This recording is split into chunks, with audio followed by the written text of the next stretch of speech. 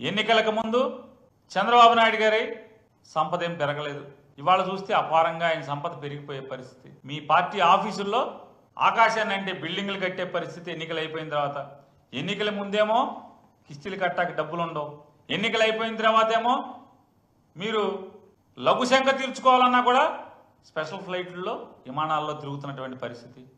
Secretariat నుంచి గన్నవరానికి విమానం, గన్నవరానికి helicopter, Gannavaram airport నుంచి ఇంటి దగ్గరికి హెలికాప్టర్, రాజమండ్రికి ప్రత్యేక విమానం, రాజమండ్రి నుంచి పిఠాపురానికి హెలికాప్టర్, పిఠాపురం నుంచి వైజాగ్ హెలికాప్టర్, ఇక్కడి నుంచి తిరుపతికి స్పెషల్ ఫ్లైట్, తిరుపతి నుంచి కడప వెళ్ళాలంటే హెలికాప్టర్. ఈ హెలికాప్టర్ విమానం ప్రత్యేక విమానం జనంలో కలిసి వెళ్ళే పరిస్థితి లేదు. అంటే కొడతానని భయమా? జనంలో కలిసి వెళ్తే జనం తిడతారని భయమా? ఎందుకు మీరు వెళ్ళలేకపోతున్నారు? ఉప ముఖ్యమంత్రి గారు ఎక్కడికైనా అయితే స్పెషల్ ఫ్లైట్, హెలికాప్టర్ తప్పితే. ఎన్నికల్లోనేమో కారు టాపిక్కి వెళ్తారు, కారు టాప్ మీద కూర్చుంటారు ఎన్నికల్లో. ఇప్పుడేమో కనపడకుండా విమానాల్లో ఇంకో పక్క ప్యాసింజర్ కూడా ఉండకుండా మీరు ఒక్కళ్ళే విమానంలో వెళ్తారు, హెలికాప్టర్లో దిగుతారు. అంటే అదేమన్నా పోనీ మీ సొంత సొమ్ములా? కాదు కదా.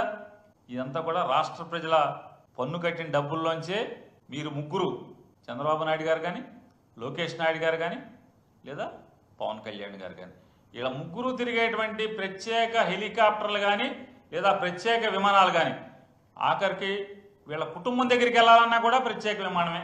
చెప్పండి, బయటికి పెట్టండి. ఆ డబ్బులు ఎక్కడి, ఎవరు కడుతున్నారు? వారం వారం హైదరాబాద్ వెళ్తున్నారు కదా తండ్రి కొడుకులు ఇద్దరు. వారం వారం హైదరాబాద్ వెళ్ళే డబ్బులే విమానాలకి ఎవరు డబ్బులు కడుతున్నారు?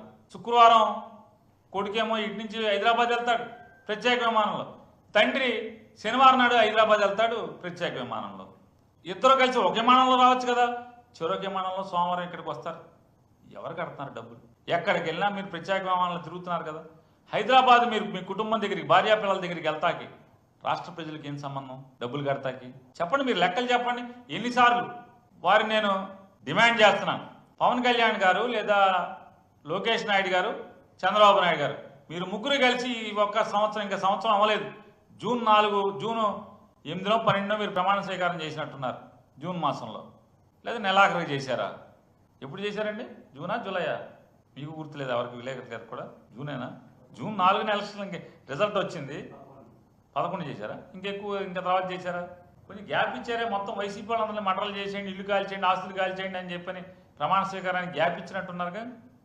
అప్పటి నుంచి ఇప్పటిదాకా ఇంకా సంవత్సరం పూర్తవలో. ఈ సంవత్సరం పూర్తవకుండా సంవత్సరం నిండనటువంటి వీళ్ళ పదవీ కాలంలో జనం సొమ్ము ఎంత ఆర్థకర్పూరం అయిపోయింది. ఈ హెలికాప్టర్లకి, స్పెషల్ ఫ్లైట్లకి చెప్పని నేను డిమాండ్ చేస్తున్నాం. అట్లాగే పాపం అందరూ జనమేమో ఈ రాష్ట్రంలో ఉన్న ప్రతి ఆడపిల్ల 18 ఏళ్ళు నిండంగానే 50, అట్లాగే 59 ఏళ్ళు లోపు వాళ్ళందరూ కూడా డబ్బులు వస్తాయి అనుకున్నారు నెల నెల.